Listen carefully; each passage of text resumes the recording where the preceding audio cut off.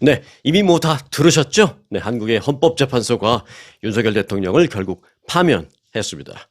헌법재판소의 문영배 헌재소장 권한대행은 한국 시간으로 4일 오전 11시 22분 윤석열 대통령을 파면한다. 라고 선고했습니다. 이 파면한다라는 선고를 내리기 직전에 이 문영배 헌재소장은 살짝 그 재판정 위에 있는 건너편에 있는 높이 걸려 있는 시계를 한번 살짝 봤습니다. 그러면서 시간을 보려고 하니까 그 옆에 있는 보조원이 11시 22분입니다라고 시간을 알려줬습니다. 그러니까 그 얘기를 듣고 현지 시간 11시 22분부로 파면한다라는 말을 했습니다. 그게 왜 중요하냐? 자꾸 왜 시계를 보느냐? 그 11시 22분. 그게 바로 윤 대통령이 파면되는 시간이기 때문입니다. 파면의 효력은 즉시 발생했기 때문에 윤석열 대통령은 그 시간부로 11시 22분 그 시간부로 직위를 잃었습니다. 헌재는 재판관 전원일치 의견으로 즉 8대0 만장일치로 파면 결정을 내렸습니다. 반대 의견을 남긴 재판관은 없었고요. 일부 재판관들이 세부 쟁점 몇 개에 있어서 약간의 별개 의견만 달았을 뿐 파면 자체에 대해서는 반대 의견을 낸 소수 의견 그런 재판관은 한 명도 없었습니다.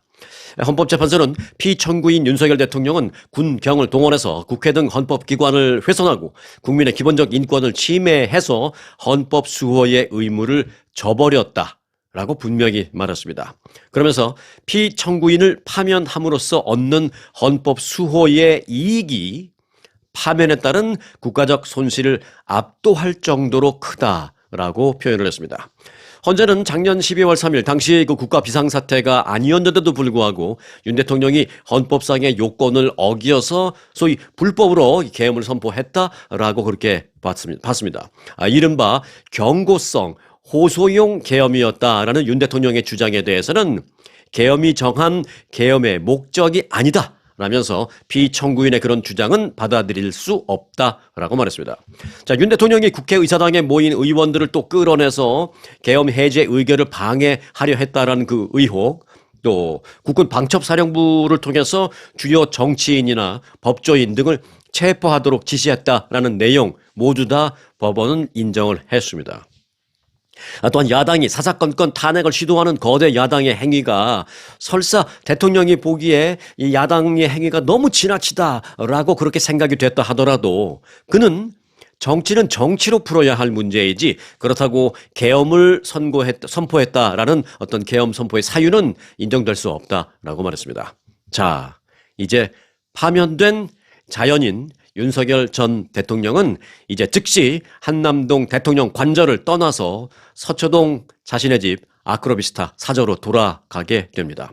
법적으로는 즉시 돌아가게 되어 있습니다만은 지난번 그 박근혜 전 대통령 때도 보니까 한 이틀 정도 후에 떠난 것으로 보입니다. 뭐 짐 싸고 뭐 그런 시간이 필요하겠죠. 그래서 준비 기간이라고 저는 표현하겠습니다. 그래서 그 준비 기간으로서 하루 이틀 정도 시간을 갖고 최대한 뭐 그 이상 지나지 않게 하루 또는 이틀 안에 대통령 관저에서 떠날 예정입니다. 이미 한남동에 있는 대통령 관저에는 봉황기와 태극기, 그러니까 나라를 상징하는 태극기와 대통령을 상징하는 봉황기 두 개의 깃발이 24시간 나부끼고 있었는데 11시 22분 그 시간 파면된다라는 탄핵 인용 발표가 나오는 그 순간 대통령을 상징하는 봉황기는 밑으로 끄집어 내려졌습니다. 그래서 지금 한남동 관저에는 태극기만 나부끼고 있습니다. 자, 파면됐다 하더라도 윤 전 대통령은 경호를 한 10년 정도 제공받게 됩니다. 뭐 대통령을 잘했니 못했니 뭐 그런 걸 떠나서요. 국가 최고 수준의 정보를 다루던 이 최고 통치권자였다라는 점을 감안해서 전직 대통령에 준하는 경호가 지원될 예정입니다. 자, 한 나라의 대통령이 파면됐다라는 소식은 정치적인 소신 여부를 떠나서 사실은 우리 모두에게 참으로 안타까운 그런 소식입니다. 이제 하지만 대한민국이 이 혼란을 하루속히 빠른 시일 내에 수습하고 다시 좀 띄워주기를 바랄 뿐입니다. 자, 윤 대통령 파면 관련 소식은 오늘 유튜브를 보시면 여기저기 온통 그 얘기일 겁니다. 파면 관련 소식은 넘쳐날 것입니다. 오늘. 그래서 워낙 많을 테니까 저까지 거기 합류해서 또 그런 얘기를 길게 할 필요는 없을 것 같고요. 저는 이곳 미국에서 필요한 여러분들의 맞는 그런 소식을 전해드리는 게 맞겠다 싶습니다. 자, 대한민국이 이제 더 이상 혼란에 빠지지 말고 이번 사태를 잘 마무리하고 국민 통합의 수순으로 좀 들어갔으면 하는 그런 바람을 전해드리면서 자, 이제 미국으로 돌아와서요. 재미있는 산수놀이 저하고 함께 한번 해보시죠. 이게 초등학교 정도 실력이면 되는 산수놀이인데요. 이 전 세계를 뒤집어 놓은 산수놀이입니다. 자, 트럼프 대통령이 어제 그 대대적인 관세를 발표했잖아요. 백악관 로즈가든에서 있었던 발표 행사 때 트럼프 대통령은 그 각 나라별 관세율이 적힌 그 대형 종이 패널을 들고 나와서 구체적인 내용을 공개했습니다. 그런데 이제 각 나라에 대한 관세율을 다 다르게 이제 책정해서 다 다르게 써놨잖아요, 거기다. 한국에는 얼마나 부과했나라고 그러니까 가만히 보니까 그 들고 나오신 그 종이 판을 그 자세히 보니까 25% 이렇게 써 있더라고요. 나라별로 이제 다 달랐는데요. 미국과 FDA 협정을 맺고 있는 나라 가운데는 한국이 제일 높았습니다. 미국과 FTA 협정을 맺지 않은 그런 나라 중에서는 뭐 40%, 46%, 뭐 49%뭐 이렇게 받은 나라도 물론 있긴 합니다만은. 자, 그런데 그렇다면 도대체 어떤 기준으로 그 관세율이 그 나라마다 책정이 된 것인지 주목됩니다. 확인 결과 미국은 국가별 그 상호 관세를 아주 정교하게 계산한다라고 그전부터 얘기를 했습니다만은 이제 뚜껑을 열어보니까 제가 볼 때는 정말 정교하게 계산했다고 보기가 좀 어렵다라는 판단입니다. 정교하게 계산하지 않고 사실상 해당 국가와의 그 교역에서 발생한 무역 적자 액수를 해당국에서 수입하는 총 액수의 금액으로 이제 나눈 것으로 밝혀졌습니다. 어느 나라든지 다 똑같이 그렇게 아주 단순한 초등학교 산수로 했습니다. 트럼프 행정부는 이렇게 계산한 비율의 그 절반을 각 국가의 상호 관세로 부과했다라고 밝혔습니다. 자, 뭐 대충 이제 말로 들으시니까 그게 뭐 어떻게 됐다는 거야 이제 잘 와닿지 않으실 수 있는데요. 쉽게 설명하면 미국이 한국에서 수입하는 연간 액수가 예를 들어서 1000달러라고 치자고요. 1년에 미국이 한국에서 1000달러어치 물건을 산다고 치자고요. 그리고 이제 미국이 한국과의 교역에서 적자를 보는 액수. 그러니까 한국은 미국한테 한 500달러만 사요. 미국은 1000달러를 사고 한국한테. 그러면 적자액이 미국 입장에서는 500달러잖아요. 자, 그 적자액수 500달러를 미국이 한국에서 사는 그 총 수입액 1000달러 그걸로 나눕니다. 자, 500 나누기 1000 하면 0.5가 나옵니다. 0.5는 50%라는 뜻입니다. 그런데 그 비율의 절반, 50%의 절반 그걸 부과했다라고 했으니까 이제 25% 이런 결론이 내려지는 것입니다. 실제 미국이 한국에 부과한 25%도 이 계산법과 딱 맞아떨어지고요. 다른 나라들도 다 해보니까 정확하게 다 딱딱 지금 방법 이 말씀드린 이대로 딱딱 떨어졌습니다. 자, 이제는 방금 전에 여러분께 이해하기 쉽게 뭐 1000불, 5000불 이렇게 했습니다만은 이제는 이제 가정이 아니라 실제 숫자로 계산을 해보겠습니다. 미국이요, 지난해 한국과의 상품 교역에서 기록한 무역 적자는 660억 달러입니다. 미국이 한국으로부터 근데 수입한 총 액수는 1320억 달러입니다. 자, 여러분들 계산기 있으시면 뭐 스마트폰에 계산기 다 있지만 계산기 있으시면 한번 해보시기 바랍니다. 적자액은 660억 달러, 그 1년 총 한국으로부터의 수입 액수는 1420억 달러. 자, 660억 달러를 1320억 달러로 나누면 0.5, 정확하게 0.5가 나옵니다. 즉 50%라는 것이 이제 나오는데요. 그 나온 숫자의 절반만 부과하겠다라고 이제 했잖아요. 그러니까 50% 절반이니까 25% 부과. 딱 떨어집니다. 다만 미국이 무역 흑자를 기록했거나 무역 적자를 수입액으로 나눈 비율이 10% 미만으로 떨어진 그런 나라들도 있을 거 아니에요. 또 미국이 다 적자만 보나요? 영국 같은 데는 사실은 미국이 흑자를 보는 나라입니다. 그렇게 흑자를 보거나 그 숫자가 10% 아래로 나오는 경우에는 그냥 무조건 일괄적으로 10% 이렇게 이제 부과를 했습니다. 실제로 미국은 영국과의 교역에서 작년에 118억 달러 흑자를 봤거든요. 그럼에도 불구하고 10%의 관세를 부과했습니다. 자, 또한 중국, 유럽연합, 베트남, 타이완, 인도, 그리고 일본, 뭐 스위스, 인도네시아, 한국 등도 앞서 이 계산법으로 다 해보니까 방금 전에 한국을 제가 예로 들어서 말씀드렸던 그 계산법으로 해보니까 뭐 일본, 인도, 뭐 중국, 뭐 타이완 전부 다 그 계산법으로 하면 딱 떨어집니다. 왜 그 나라한테 그 정도의 관세를 매겼느냐? 방금 전에 제가 말씀드린 그 방법으로 해보니까 다 딱딱딱 떨어집니다. 다른 나라가 다 없었어요, 하나도. 그러니까 초등학교 산수 실력만 갖고 있으면 할 수 있는 그런 계산법으로 관세가 적용된 겁니다. 자, 트럼프 행정부는 대통령의 관세 의지가 워낙 강한 상황에서 관세 부과의 정당성을 확보하려고 상호주의 관세라는 구실을 댔을 뿐 어떻게든 뭐 이유를 만들어서 관세를 부과했다라는 비난을 면하기가 어렵습니다. 사실은 이걸 상호주의 관세라고 이름 붙이기는 어렵습니다. 이건 어찌 보면 상호주의는 아닙니다. 어찌 보면 일방주의적인 관세를 매겨버립니다. 매겨버린 겁니다. 그 일방적인 단순 산수 계산법에 의해서. 자, 그런데요. 비하인드 스토리도 있습니다. 점점 재미있어집니다. 트럼프 대통령이 백악관 로즈가든에서 이 상호관세 발표 행사 때 각 나라별 관세율을 표기한 그 대형 종이판 그걸 들고 나왔는데요. 그 판에는 한국에 대한 관세율이 제가 앞서 말씀드린 대로 25%라고 적혀 있었습니다. 그런데 백악관이 그 소셜미디어 X, 백악관의 공식 계정을 통해서 공개한 각국의 그 관세율 표에도 한국은 25%라고 되어 있었습니다. 그래서 이제 모든 언론들은 그 행사가 끝난 뒤에 한국에 대한 새로운 관세율입니다 하면서 25%를 막 일제히 보도를 했습니다. 그런데 몇 시간 지나고 난 다음에 백악관이 홈페이지에 뭘 올렸냐면은 행정명령 포고문을 올렸습니다. 행정명령 대통령 포고문을 올린 걸 들어가 보니까 거기에는 한국에 대한 관세율이 25가 아니라 26%라고 적혀져 있었습니다. 이 한국 기자들은 물론 이제 미국 기자들도 다 가서 의아함을 감출 수 없다라는 표정으로 기자들이 일제히 백악관에 그 확인을 요청했습니다. 아니 대통령님이 들고 나온 데는 25%로 돼 있는데 백악관에서 발표한 그 포고문에 보니까 26%로 돼 있습니다. 한국이. 이거 어떻게 된 겁니까? 확인을 요청하니까 백악관의 답변은 이랬습니다. 행정명령에 표기된 수치인 26%를 따라야 하겠죠. 그렇게 따라야 합니다. 왜? 행정명령이 공식 문서이고 그게 법적 구속력이 있으니까. 그렇게 한국은 그래서 졸지에 25가 아니라 26으로 1%포인트 더 높아진 관세를 뒤늦게 알게 된 겁니다. 이게 이제 그 어제 얘기죠.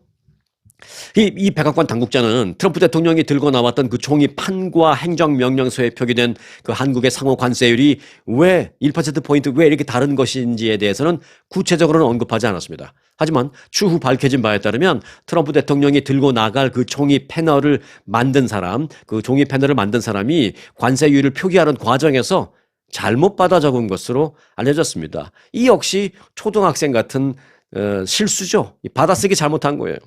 그럼 한국에 대한 관세가 25%가 아니라 이제 25%인 건가? 이제 그렇게 되는 거구나. 야, 1% 올라갔네.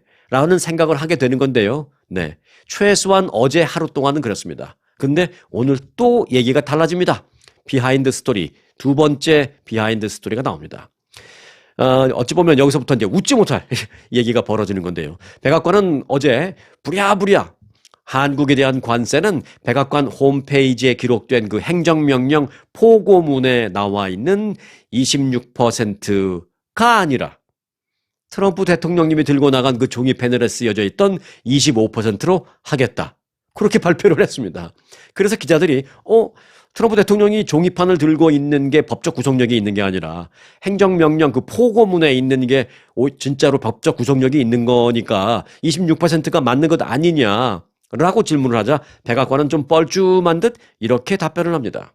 행정명령 포고문의 한국 관세를 26에서 25%로 고쳤습니다. 라고 답변을 했습니다. 결국 정부가 발표한 행정명령보다 대통령이 손에 들고 나오신 그 종이판이 뭐 오히려 더 법적 구속력이 있는 건가? 라는 생각이 들 정도로 그 종이판에 맞춰서 포고문도 바뀌었습니다. 뭐 어찌 보면 한국한테는 나쁠 건 없죠. 1%포인트라도 낮은 관세를 부과받는 거니까. 네. 여하튼 전 세계를 상대로 한 그 관세 쇼에서 우픈 상황이 연출되면서 큰 오점으로 남게 됐다라는 비하인드 스토리였습니다. 아무튼 그 종이판을 만든 그 누군지 모를 백악관 직원 그 사람이 26%를 25%로 잘못 받아 적음으로써 한국은 뭐 관세 1%포인트를 적게 받게 돼서 잘 됐는데 그럴 줄 알았으면 한 25가 아니라 그냥 뭐 한 2.5로 잘못 받았을 적었으면 얼마나 좋았을까? 뭐 이렇게 말도 안 되는 상상을 하게 되는 웃지 못할 해프닝이 벌어졌다라는 비하인드 스토리를 전해드립니다. 네, 트럼프 대통령이 발표한 이 상호 관세가 글로벌 스마트폰 제조업계에도 큰 파장을 일으킬 것으로 보입니다. 여러분이 갖고 계신 스마트폰이 갤럭시입니까? 아니면은 애플의 아이폰이십니까? 둘 다 마찬가지입니다. 자, 먼저 애플. 애플은 스마트폰의 90%를요, 중국에서 생산합니다. 그런데 중국에 대한 상호 관세율은 맥시멈 54%가 부과됐잖아요. 애플은 지금 상당히 부담스러운 그런 상황을 맞게 되었습니다. 자, 삼성전자 볼까요? 삼성전자의 스마트폰은 그 베트남에서 한 절반 정도, 한 50% 정도 베트남에서 생산됩니다. 나머지는 뭐 한국에 있는 구미 공장이라든지 뭐 인도네시아, 그리고 약간은 미국에서 뭐 이런 식으로 이제 분산돼서 생산되는데 절반 정도가 베트남에서 갤럭시는 생산이 됩니다. 그런데 이제 베트남에 대한 그 관세가 46%나 부과됐어요. 그러니까 삼성도 상당히 부담스러운 그런 상황을 맞게 되는 것입니다. 자, 전화기 바꿀 때 되신 분들 한두 달 기다리지 마시고 아예 좀 미리 바꾸는 것도 방법이 되겠다라는 생각입니다. 네, 트럼프 대통령이 발표한 각국 상호 관세가 주로 보면은 이 아시아 국가에 유난히 높게 책정이 돼서 큰 충격을 주고 있습니다. 그래서 아시아 나라들이 전부 다 좀 충격을 받았어요. 한국은 25%, 그러니까 다른 나라에 비해서 훨씬 좀 낮네라고 생각할 수 있지만 40%, 46%막 이렇게 받은 데는 미국하고 원래 그 FTA 자유무역 협정이 체결되지 않은 그런 나라들이고요. 한국은 자유무역 협정이 미국과 체결되어 있는 나라임에도 불구하고 FTA가 체결된 나라 중에서는 제일 높은 25%를 받은 건데, 자, 뭐 여하튼 한번 볼까요? 캄보디아는요 무려 49%의 그 관세를 부과받았습니다. 이건 어찌 보면은 물건 이제 우리 안 사, 우리한테 물건 팔지 마, 뭐 이런 얘기랑 똑같습니다. 이제 미국한테 물건 팔기 힘들죠. 캄보디아에서 아무리 싸게 만들어도 관세가 49%, 거의 50% 가까운 세금을 때려 맞는다면 물건 어떻게 팔겠어요? 마진이 싹 다 없어지니까. 자, 캄보디아 49, 베트남 46%, 그리고 중국은 기존 20%에서 관세 34%가 추가됐으니까 무려 54%입니다. 그리고 이제 주로 동남아 국가인 태국은 36%, 미얀마 44%, 라오스 38% 등 높은 세율을 일제히 부과받았습니다. 대만은 32, 인도 26% 관세, 비교적 높은 관세를 받았습니다. 반면에 이제 영국은 뭐 미국 입장에서 흑자니까 그런 경우에 10%라 그랬죠. 영국 10%, 호주도 10%, 뉴질랜드도 10%등 비교적 이런 나라들은 세율이 좀 낮았습니다. 어찌 보면 뭐야, 동남아의 약한 국가라고 뭐 우습게 하는 거야? 그래서 막 때려버린 거야, 관세? 그렇게 생각할 수 있지만 어찌 보면 이걸 좀 거꾸로 해석해 보면 관세를 많이 맞았다. 그 얘기는 아까 제가 관세 그 부과하는 관세 계산법, 산수 계산법 제가 설명드렸죠.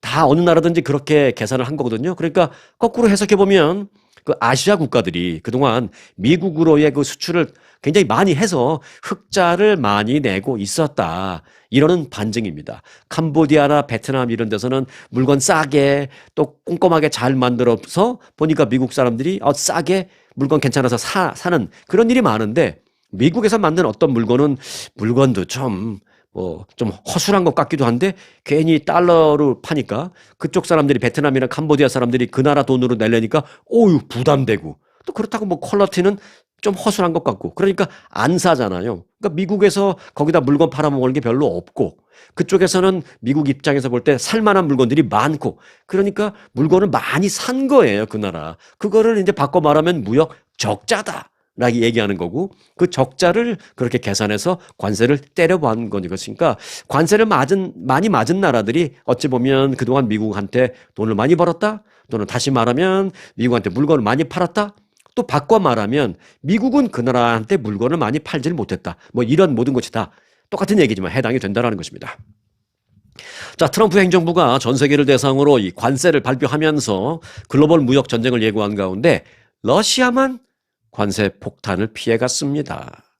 트럼프 대통령은 이 국가별 상호 관세를 공개했는데 그 관세율은 뭐 동맹국, 적대국 가리지 않고 최저 10%에서 최고 뭐 50 몇 %까지도 받았습니다. 하지만 러시아는 이번 관세 부과 대상에서 완전히 제외됐습니다. 이에 대해서 백악관의 캐롤라인 레빗 대변인은 러시아는 미국의 그 제재로 인해서 지금 의미 있는 무역이 사실상 중단되었기 때문이다라고 설명했습니다. 하지만 사실 양국 간의 교역은 뭐 중단 상태는 거기까지는 아닙니다. 뭐 많지는 않지만 여전히 있기는 있습니다. 미국과 러시아의 지난해 교역을 보면 한 35억 달러 정도 교역이 있었습니다. 그럼에도 불구하고 러시아에 대해서는 관세 단 1%도 부과하지 않고 관세 폭탄을 러시아만 싹 피해 나갔다라는 것입니다. 자, 한인타운 소식을 좀 전해드릴까요? 이 사기범들이 지금 한인 시니어들을 노리고 있습니다. 대표적인 케이스가 지금 나왔는데요. 고수익률과 원금 보장.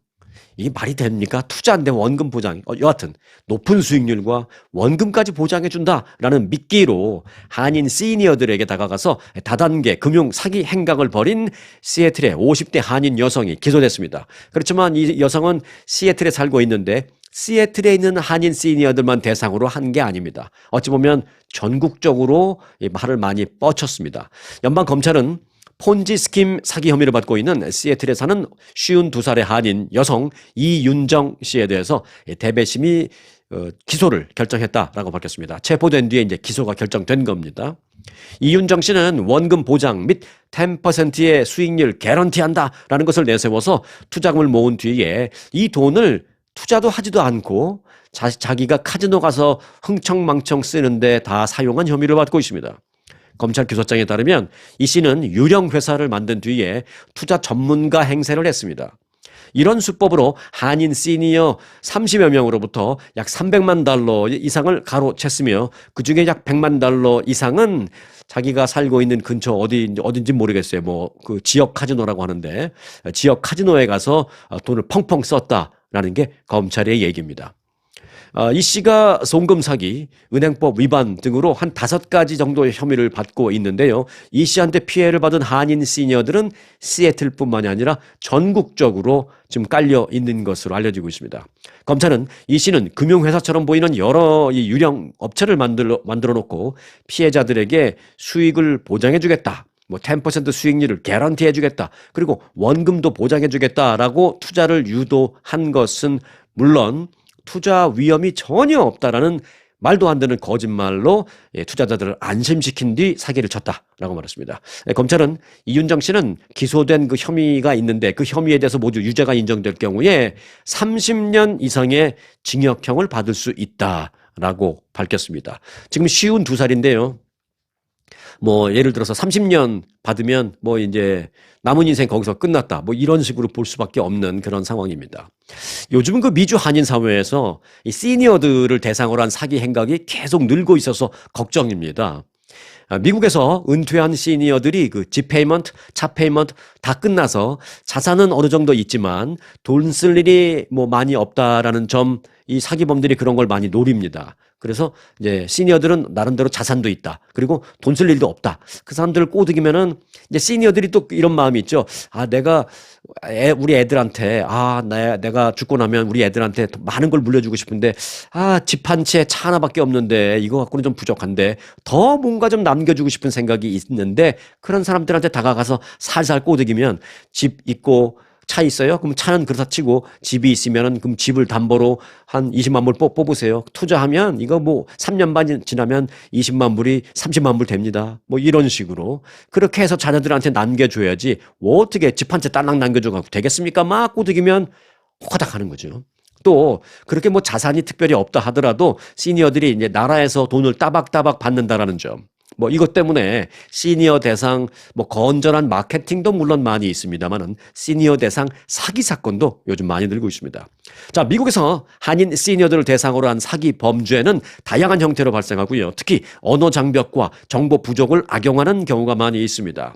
대표적인 사기 유형을 제가 좀 정리해 봤습니다. 몇 년 동안 있었던 여러 가지 기사 데이터베이스, 뭐 이런 뭐 기소장, 검찰에 체포된 여러 가지 기소장 이런 거를 그 취합해 봤더니 몇 가지로 그 사기 패턴이 나오더라고요. 자, 첫 번째, 전화 및 온라인 피싱 사기가 일단 가장 많습니다. 사회보장국 소셜 시큐리티 오피스라고 사칭을 하거나 또는 IRS다라고 사칭을 하는 사기가 많은데요. 정부 기관을 이렇게 사칭하면서 귀하의 사회보장 넘버가 정지될 위기다 또는 유출됐다 또는 뭐 세금 미납으로 당신이 체포될 수도 있다라는 식으로 약간 좀 깜짝 놀라게 만들면서 약간 뭐 협박 아닌 협박처럼 들리게 되는 거죠. 그러면서 이걸 해결하기 위해서 지금 빨리 돈을 보내지 않으면은 큰일 난다는 식. 그래서 이제 또 문제 해결을 하기 위해서는 바로 송금을 해라. 뭐 이런 식으로 요구하는 경우가 많습니다. 또한 가족, 미국에서는 뭐 많지는 않습니다만 한국에는 이게 제일 심각해요. 가족이나 지인의 뭐 납치를 했다라는 그런 사기, 뭐 손자가 교통사고를 당했다, 뭐 가족이 체포됐다라는 이유로 뭐 체포된 가족을 풀려주려면은 보석금 2만 5천 불이 필요하니까 빨리 보내라 뭐 이런 등등등. 자, 그리고 은행 또는 기술 지원 사기가 있습니다. 이게 무슨 얘기냐면요. 은행이라고 말하거나 또는 페이팔 또는 아마존 등을 사칭해서 귀하의 계정에서 이상한 거래가 감지됐다라면서 계정 정보를 요구합니다. 이거는 굉장히 많아요. 저도 툭 하면 봤습니다. 뭐 아마존 오다 며칠 전에는 오다 안 하고 한 일주일 전에 오다 한 적은 있는데 최근에 며칠 상간에는 오다 한 적이 없는데 갑자기 아마존이라고 사칭하면서 뭐가 잘못됐다. 뭐 이 링크로 빨리 들어와서 이걸 픽스해라. 뭐 이런 식으로 오면 순간 내가 일주일 전에 오다했던 그거 말하는 건가 하고 멈칫하게 됩니다. 절대로 그런 거 링크 누르지 마시기 바라겠습니다. 절대 그런 식으로 하지 않습니다. 자, 그리고 투자 및 금융 사기도 주의해야 할 사기 유형 중에 하나입니다. 요즘 그 떠오르고 있는 그런 유형인데요. 방금 전에 전해드린 뭐 그런 사기이긴 하죠. 투자 사기의 유형. 몇 가지가 있는데 가장 많은 게 앞서 말씀드린 그런 투자이기도 하지만 또 한인 사회에서 많은 건 뭐냐면 한국 분들이 또 선호하는 게 부동산이잖아요. 그래서 부동산 투자도 많습니다. 그 사기. 안정적인 수익이 보장된 투자다. 그러면서 뭐 스탁이나 주식 투자라 무슨 어느 금융 투자 이런 거는 눈에 보이지 않아요. 그런데 부동산은 눈에 보이지 않습니까? 현물입니다. 저 건물이, 저 집이 어디 날아가는 거 아닙니다. 뭐 이런 식으로 얘기하면 약간 좀 안심이 돼요. 그래서 그걸 공동으로 투자해서 이렇게 하는 겁니다. 뭐 이런 식으로. 근데 돈만 받고 투자 안 하고 튀죠. 한인 커뮤니티에 깊숙이 들어와서 이제 그런 사기를 벌이는데 예를 들면 뭐 교회, 성당 등 이 종교기관에 열심히 출석하면서 신뢰를 쌓거나 동호회 또는 동문회 등을 중심으로 신뢰를 쌓은 후에 다수의 피해자를 모집하는 그런 경우가 많습니다. 개인적인 그 얘기입니다만, 제 피해 얘기는 아니고요. 제가 뭘 본 게 있어요. 오래전에. 제가 LA에서 오래전에 아주 웃기지도 않은 케이스를 본 적이 있습니다. 연세대학교 남가주 동문회라고 LA에 있는데요. 연대 남가주 동문회에 어떤 한 사람이 이제 들어와서 아주 열심히 그 동문회 일을 했습니다. 연대 남가주 동문회 회원으로 가입해서 그리고 열심히 몇 년 동안 이제 자원봉사도 하고 무슨 어디 행사 있다 그러면 누구보다 먼저 가서 행사하고 뭐 일 끝나고 다시 식사하러 간다면 열심히 가서 뭐 회비 또박또박 내고 가끔은 자기가 밥도 사기도 하고 이렇게 열심히 일하니까 몇 년 후에 이 사람이 총무가 됐어요. 총무. 사실 뭐 회장, 부회장도 있고 하지만 실무적인 일을 실질적으로 다 하는 사람은 아무래도 총무 직책이 이제 많이 하는데 그래서 총무 일을 맡았습니다. 이 사람이. 그래서 많은 사람과 교류도 하고 어디 가면 자기가 연대동문회 총무라고 소개도 하고 또 명함까지 연세대학교 남가주 동문회 총무. 이런 동문회 명함이 필요한지는 모르겠습니다만은 그런 명함까지 파서 다니고 이제 그랬습니다. 그런데 어느 순간 다른 어떤 한 동문이 아무리 생각해도 그 사람 동문회에서 보니까 그 사람하고 뭐 같이 학교 다녔다라는 다른 동문 회원들 본 적도 없고 또 그를 안다는 사람도 없고 해서 정말 좀 약간 좀 이상하다라고 해서 알아보니 이 사람은 연세대학교하고는 아무 상관없는 연세대학교 근처에도 가본 적이 없는 정말 상관없는 그런 사람이었습니다. 그런데도 불구하고 연대동문회 총무까지 했어요. 나중에 발각돼서 쫓겨났지만 그런데 그 명함 같은 걸 파갖고 다니면서 많은 사람들 그걸 뿌리면서 다니면서 도대체 무슨 짓을 뭘 어떻게 했을지는 상상을 못하겠습니다. 여하튼 나중에 발각이 돼서 쫓겨난 것까지는 압니다. 제가 참 좀 약간 허술했던 그런 시절이기도 합니다만은 요즘이라고 그런 게 없다라는 법도 없습니다. 자, 아무튼 그런 사람들이 시간이 지나면 결국 사기치고 도망가는 건 뭐 당연한 수순인데요. 이런 일이 비일비재합니다. 아무튼 그리고 이제 주의해야 할 사기 유형 중에 또 요즘 우려되는 게 바로 이제 폰지 사기, 폰지 스킴이라는 건데요. 일종의 이제 앞서 제가 말씀드렸던 다단계 금융 사기입니다. 높은 이자를 보장해 준다. 뭐 초기 투자자한테 바로바로 배당해 준다. 그래서 처음에는 몇 번 진짜로 막 돈 줘요. 내가 10,000불 투자했는데 한 달에 500불, 1,000불씩 막 줍니다. 몇 번 그러다 보면 이 사람이 10,000불만 투자해요. 돈 막 끌어다가 30,000불, 50,000불 집어넣죠. 그럼 30,000불 집어넣으면 한 두어 달 있다가 또 한 3,000불 줘요. 그럼 와 이것 봐라. 그 다음에 10만불 갖다 넣습니다. 그러면 10만불 받고 바로 튑니다. 네. 일단 원금 보장, 높은 수익률 이 두 단어를 들으시면 무조건 의심하시기 바랍니다. 네. 세상에 공짜 점심은 없다라는 미국의 속담이 있죠. 네. 투자를 하는데 세상에 원금까지 보장해주면서 고수익률을 주는 거는 정말 트럼프 대통령도 못합니다. 그거는. 예, 그러니까 의심하시기 바라겠습니다. 자, 그리고 어제도 이제 말씀을 좀 드렸는데요. 이민 및 법률 사기도 한인 사회에 굉장히 조심해야 되는 그런 유형입니다. 요거까지만 좀 마무리를 짓게요. 자, 이민 변호사를 사칭하는 사기가 많은데요. 한인 시니어들이 이 이민법 관련된 거를 뭐 잘 모른다라는 그런 점을 악용해서 영주권이나 시민권 취득을 도와준다라면서 고액의 수수료를 받고 사라져버리는 그런 일이 많습니다. 또한 메디케어 보험 사기도 많습니다. 왜 한인 시니어분들 메디케어 뭐 다 있잖아요. 뭐 저소득층이 갖는 그런 보험, 메디컬 보험도 있지만 65세인가요? 67세인가 넘으면 받는 그 연방정부 메디케이드인가? 뭐 그거 다 뭐 나이만 되면 다 무조건 받잖아요. 그러니까 뭐 나이 된 사람들은 65세 넘은 사람은 다 갖고 있으니까 그런 거를 도와준다라고 접근해서 이거 뭐가 잘못됐다는 둥. 한번 서류 줘보세요. 제가 봐드릴게요. 그래서 쫙 보면서 이것보다 훨씬 더 좋은 조건으로 많은 베네핏을 받고 한 달에 막 약도 사라고 돈 500불, 1,000불씩 막 받을 수 있는 그런 프로그램이 있는데 그거 얘기 안 해줬어요? 아니 그런 거 모르겠는데.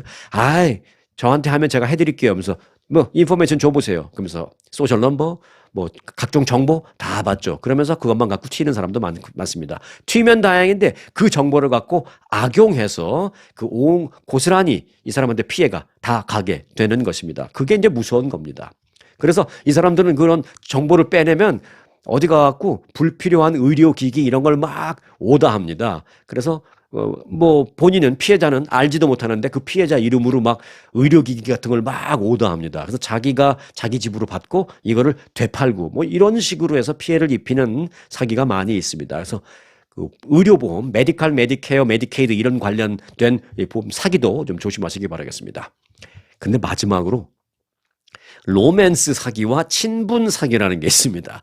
요 말씀을 꼭 좀 드려야 되겠는데 먼저 그 로맨스 스캠인데요. 온라인이나 카톡 또는 전화 메시지를 갑자기 툭 보내서 마치 우연히 연결된 것처럼 한 뒤에 서서히 접근해서 감정적으로 신뢰를 쌓은 후에 비자 문제로 돈이 필요하다. 또는 갑자기 병원 갈 일이 생겨서 의료비가 필요하다. 또는 확실한 비즈니스를 내가 이번에 하나 잡았는데 자금이 조금 부족하다. 그 조금만 좀 보태줄 수 있겠느냐. 제가 그만큼 지분은 당신 드리겠다라는 식의 이유로 돈을 요구합니다. 로맨스 스캠이니까 이 나이에 무슨 로맨스 스캠이라면서 이제 한 귀로 듣고 한 귀로 흘리시는 분들이 대부분이실 거라고 저는 생각합니다. 그런데요, 의외로 많이 있습니다. 안 속아 넘어갈 것 같지만 감정적으로 심지어 이제 이성적인 감정적으로 친밀해진 상태에서는 지금 막 제 말을 듣는 그 순간에 드는 생각보다는 훨씬 다른 그런 감정과 그런 생각이 들게 됩니다. 모든 피해자들도 처음에는 말도 안 된다고 생각했다가 조금씩 빠져들다가 결국 사기당하는 거예요. 사실 그래서 이제 이런 건요, 나이 많고 적음과는 상관이 없다라는 게 전문가들의 얘기입니다. 로맨스 스캠도 절대로 허투루 듣지 마시기 바라겠습니다. 자, 그리고 끝으로 친분을 이용한 돈 빌려달라는 사기. 교회나 한인 모임에서 친분을 쌓은 뒤에 갑자기 급전이 필요하다라면서 돈을 빌린 후에 사라지는 경우입니다.